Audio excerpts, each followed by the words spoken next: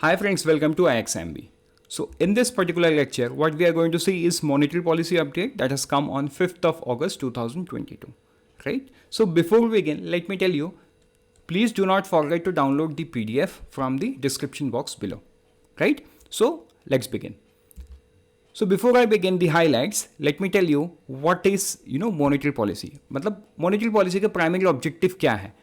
I think you might be knowing that's what? That's inflation. अभी देखो inflation तो है, लेकिन how does RBI control it? RBI control it using money supply as the primary tool. Money supply, correct. So let's quickly begin the highlights. First let us see growth, right? What RBI has to tell about the growth. तो first point is PMI. Right, RBI says that PMI service indicated continued expansion in July. Now, if you are following current affairs, you already know that what is PMI?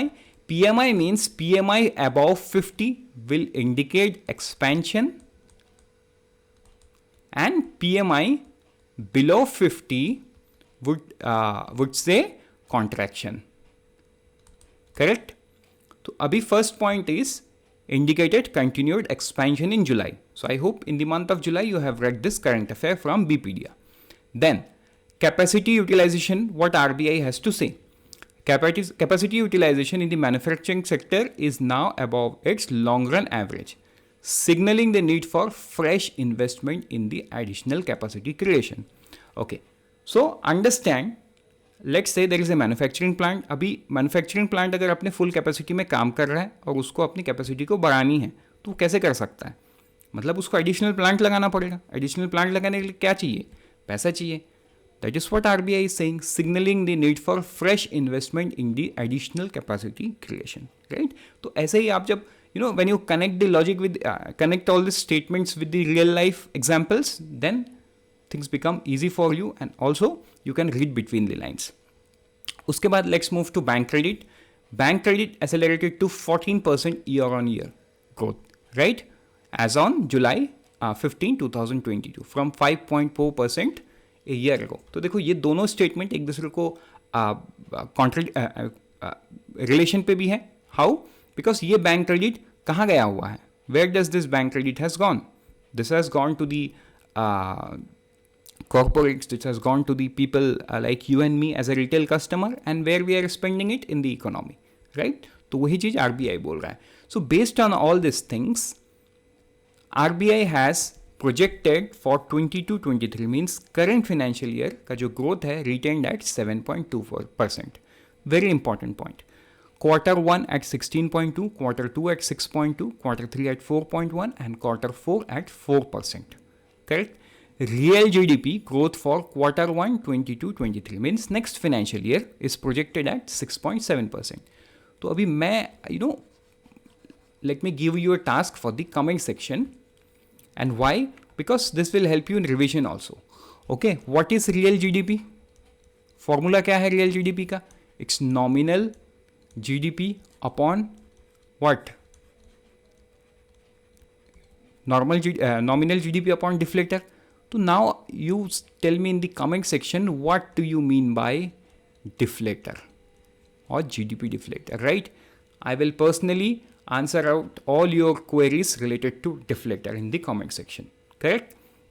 Let's move forward and let's see inflation. What RBI has to say about inflation. So June 22 was the 6th consecutive month where headline CPI inflation remained at or above the tolerance level of 6%. तो inflation 4% plus minus 2% is the tolerance level. ठीक है, तो ये 6% से ऊपर हो गया. This is the 6th term. So based on this, inflation projected is 6.7% in current financial year, right? Quarter 2 at 7.1, quarter 3 at 6.4, quarter 4 at 5.8. Okay, CPI inflation क्या है नेक्स्ट फाइनेंशियल ईयर के लिए? Is projected at 5%. करेक्ट? मतलब अभी तक के data के हिसाब से क्वार्टर 4 एंड उसके बाद का जो क्वार्टर है क्वार्टर 1 नेक्स्ट फाइनेंशियल ईयर, तभी ये टॉलरेंस बैंड से नीचे आएगा. तब तक ये टॉलरेंस बैंड के ऊपर ही आएगा, right. And now why RBI is telling it. तो देखो यहाँ पे 2-3 रीजंस बताया गया. एक बताया गया uncertain rain. Okay, uncertain rain की वजह से बहुत सारी चीज फार्मिंग एंड एग्रीकल्चर सेक्टर्स में अनसर्टेनिटी बनी हुई रहती है. नंबर 1. नंबर 2 है इंटरनेशनल मार्केट में जो क्रूड ऑयल का प्राइस है वो समवेयर अराउंड $105 है. Okay, so and this is not in our control, right. ये कंप्लीटली इंटरनेशनल मार्केट से ये रेगुलेट होता है. तो if this price doesn't come up, fuel price will continue to remain high. And fuel से आपको पता ही है कि लॉजिस्टिक्स में फ्यूल का बहुत बड़ा ये है. तो फ्यूल इज डायरेक्टली फ्यूल का कॉस्ट जब तक हाई रहेगा तब तक ऑलमोस्ट हर कमोडिटी का प्राइस बढ़ा हुआ रहेगा. Correct. So I hope this is clear. Now again task number 2. Okay, this is task 1 for the comment section. Now task 2 is who gives CPI inflation data. Task 2. Okay, CPI का data कौन release करता है. Correct. चलो let's move forward and let's see liquidity and financial market conditions. यहाँ पे RBI क्या बोल रहा है. The introduction of the standing deposit facility in April 22, which raised the floor for LAF corridor by 40 basis points, along with the policy repo rate hike of May and June, has effectively resulted in the withdrawal of accommodation by 130 BPS. Correct? Now, let's move forward. External sector, right? मतलब export and import की बात यहाँ पे होगा. International market से जो हमने किया है. So, merchandise export grew in April-July 2022, while merchandise import surged to record high on the back of elevated global commodity price. तो देखो इन्फ्लेशन सिर्फ इंडिया में नहीं है, इन्फ्लेशन अभी पूरे दुनिया भर में है. तो जब हम बाकी रेस्ट ऑफ द वर्ल्ड से कुछ सामान खरीद रहे हैं, चाहे वो ऑयल हो या कुछ भी हो, वो भी इन्फ्लेटेड प्राइस पे खरीद रहे हैं. तो अब क्योंकि जो प्राइस है इंटरनेशनल मार्केट में वो तो हमको डॉलर टर्म्स में पे करना होगा. इस वजह से जो ट्रेड गैप आ रहा है या जिसको हम ट्रेड डेफिसिट बोलते हैं, expanded to how much, $100 billion. इसका सीधा सीधा असर किस पे पड़ेगा, तुम्हारा डॉलर वर्सेस रुपीस पे पड़ेगा. Okay, demand and supply of dollar पे पड़ेगा. And demand and supply of dollar पे जैसे पड़ा मीन्स क्या, वहां पे एप्रिसिएशन डिप्रिसिएशन आप देख सकते हो. करेक्ट. तो वो मैंने दोनों टर्म इसलिए यूज़ किया बिकॉज इट्स नॉट कि वो डिप्रिशिएट होता ही रहेगा, क्योंकि आरबीआई का इंटरवेंशन कंटिन्यू रहेगा. वो आरबीआई ने क्लियर कर दिया है. करेक्ट. तो in that sense I used both the word. तो वो that is all together a different point of discussion. अब हम आगे चलते हैं. From the external financing perspective, net foreign direct investment FDI कितना था, $13.6 billion in Q1 and compared to 11.6 billion in Q1 पिछले साल का. सो एक growth. Then foreign portfolio investment. अब ये पोर्टफोलियो इन्वेस्टमेंट ना एक्सिट मोड पे था, लेकिन अभी ये थोड़ा सा जुलाई में टर्न पॉजिटिव हुआ है. तो देखो ये जो पोर्टफोलियो इन्वेस्टमेंट जो है ना, इन्वेस्टर जो है, इनके जो एक्शन है ये इमीडिएट तुमको दिखता है स्टॉक एक्सचेंज पे, राइट. तो जुलाई में आप देखोगे first half of the July month पूरा नेगेटिव में था because they were in the exit mode. Correct. But now they have turned positive. वो पैसा फिर से डाल रहे हैं इंडियन स्टॉक मार्केट में. तो अभी आप देख पा रहे हो वो ऊपर जा रहा है. ठीक है, कंटिन्यू कुछ दिनों से वो ग्रीन जा रहा है, मतलब क्लोजर अपसाइड पे है. So let's move forward with highlight part 2, right. So यहाँ पे हम बात करते हैं स्टैंड अलोन पीडीज, मतलब प्राइमरी डीलर्स की. ठीक है, दे आर 7 इन नंबर्स. और स्टैंड अलोन प्राइमरी जो डीलर्स है ना, ये सिर्फ कुछ ही मार्केट पे काम करते थे, मतलब ये स्पेशल पर्पस थे. बट अभी इनको आरबीआई ने क्या किया है, टू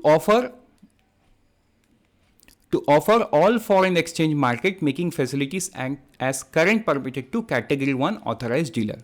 मतलब इनको एक लेवल प्लेइंग फील्ड मिल गया है सब्जेक्ट टू प्रूडेंशियल गाइडलाइन, जो भी आरबीआई के गाइडलाइंस होंगे उसके मुताबिक. तो देखो इससे स्ट्रेट फायदा किसको मिलेगा, स्ट्रेट फायदा मिलेगा जो फॉरेक्स मार्केट में डील करते हैं, राइट. उनको इसका फायदा मिलेगा बिकॉज उनके पास अभी ऑप्शंस ज़्यादा है. सो you can say there would be a breather in the forex market. Now Second point, standalone primary dealer will be permitted to undertake transaction in the offshore rupee overnight index swap markets with non-resident and other market makers. Correct, मतलब वही forex transaction पे ये लोग काम कर सकते हैं stand alone primary dealers, जो पहले सिर्फ स्पेशल पर्पस के लिए थे. आगे बढ़ते हैं. And let's see managing risk and code of conduct in outsourcing of financial service. तो यहाँ पे आरबीआई ऐसे बोल रहा है कि एक ड्राफ्ट मास्टर डायरेक्शन आएगा. बट सवाल ये है कि मास्टर डायरेक्शन आएगा तो क्यों आएगा और क्या है प्रॉब्लम. तो देखो यहाँ पे प्रॉब्लम ये है, तुम अभी देखे हो जो बैंक्स हैं, ठीक है, जो एनबीएफसीज और जो पेमेंट बैंक्स वगैरह है, ये लोग क्या कर रहे हैं ना, इनका जो छोटा छोटा इश्यूज, मतलब छोटा छोटा जो इनको काम रहता है ब्रांच स्पेसिफिक, तो ये उसको ना आउटसोर्स कर दे रहे हैं. मतलब एक बड़े लेवल पे भी मान के चलो, एग्जांपल, हाइपोथेटिकल एग्जांपल, किसी बैंक को कुछ प्रिंट करवाना है, अपने अपने पूरे पूरे ब्रांचेस में बांटना है, तो instead of doing it in house वो उसको कंटिन्यूसली क्या करेंगे, आउटसोर्स करते जाएंगे. तो ये सिंपल सा एग्जांपल दिया मैंने, बट ये दूसरे फील्ड पे भी ये बैंक्स एनबीएफसीज पीबी कर रहे हैं. तो आरबीआई ने बोला है कि उसमें आरबीआई कुछ बोल इसलिए नहीं सकता क्योंकि, या बोलना नहीं चाहता क्योंकि वो ऑपरेशनल्स इशू है. मतलब एक ऑर्गेनाइजेशन का ऑपरेशंस रिलेटेड है कि वो कैसे काम करना चाहता है. लेकिन इससे आरबीआई को प्रॉब्लम क्या हो रहा है कि यहाँ पे एक रिस्क फैक्टर आ जा रहा है. करेक्ट. तो इसके regarding, to solve out this particular problem, RBI is going to come out with a draft master direction on managing risks. Correct. तो आई होप ये आपको यहाँ पे समझ में आ गया. आगे बढ़ते हैं. Enabling Bharat bill payment BPBS to process cross border inbound bill payment. अभी इसका मतलब क्या है. तो देखो ये BPBS, ये शायद आपको पता है, ये आपने भी यूज़ किया होगा. NPCI ओन्ड प्लेटफॉर्म है जहाँ हम बिल पेमेंट्स एंड बहुत सारे दूसरे है ना, रिचार्ज वगैरह सब कुछ कर सकते हैं. तो इसके अभी इसका जो एक्सेप्टेंस है ना, वो भी क्रॉस बॉर्डर हो गया. मतलब यूएस में बैठा हुआ कोई एनआरआई भी इसको यूज़ करके हुए इनवर्ड बिल पेमेंट्स कर सकता है. तो बेसिकली फ़ायदा किसको होगा, सीनियर सिटीजन्स जिनके बच्चे या जिनकी पूरी फैमिली यूएस में या दूसरे कंट्रीज़ में है. राइट. सो आई होप ये भी आपको क्लियर हो गया. Next is RBI decided to include credit information companies under the RBIOS framework. Now RBIOS is integrated ombudsman scheme. Right. तो इस स्कीम पे अब तक कौन कौन थे, बैंक और एनबीएफसीज ये लोग थे. करेक्ट. मतलब ये है क्या, आपको अगर किसी भी बैंक के किसी सर्विस से कुछ प्रॉब्लम है या कुछ प्रॉब्लम हुआ जहाँ पे आपको बैंक से सॉल्यूशन नहीं मिल रहा है, then you can go ahead and have this grievance registered with RBI and accordingly a process will follow out. यहाँ पे अभी आरबीआई क्रेडिट इंफॉर्मेशन कंपनीज को भी इसके एम्बिट में लेके आया है. So this will again help the retail customers like you, me and all. I hope this is clear. आगे बढ़ते हैं. A committee on MIBOR benchmark. अभी देखो सबसे पहला, व्हाट इज माइबोर. माइबोर एक सिंपल लैंग्वेज पे ये समझो कि एक बैंक दूसरे बैंक से एक अनसिक्योर्ड लोन, ओवरनाइट लोन लेता है. राइट. तो वो जो इंटरेस्ट रेट चार्ज करता है ना, वो माइबोर बेंचमार्क होता है. अभी माइबोर बेंचमार्क जैसे कैलकुलेट होता है वो FIBL करता है and all together a different thing. But यहाँ पे आरबीआई एक कमिटी बनाया है ताकि माइबोर बेंचमार्क से बाहर जाके हम एक मतलब एडिशनल इंटरेस्ट रेट डेरिवेटिव को निकाल पाए. राइट. सो एक कमिटी बनाया गया है इसके रिगार्डिंग. सो आई होप ये भी आपको क्लियर हो गया. Now let's move forward and let's see the highlight of this particular lecture. Right. तो जैसा कि आपको पता होगा कि MPC में टोटल 6 मेंबर हैं, 3 from the government, 3 from the RBI side. तो पहला जो 3 नाम है, doctor Shashank Bhide, doctor Ashima Goyal, professor Jayant R Varma, this are from the government side. And RBI side में doctor Rajiv Ranjan, doctor Michael D Patra and Shaktikanta Das, the governor of RBI. Right. Then next meeting कब होगा, September 28 to 30, 2022.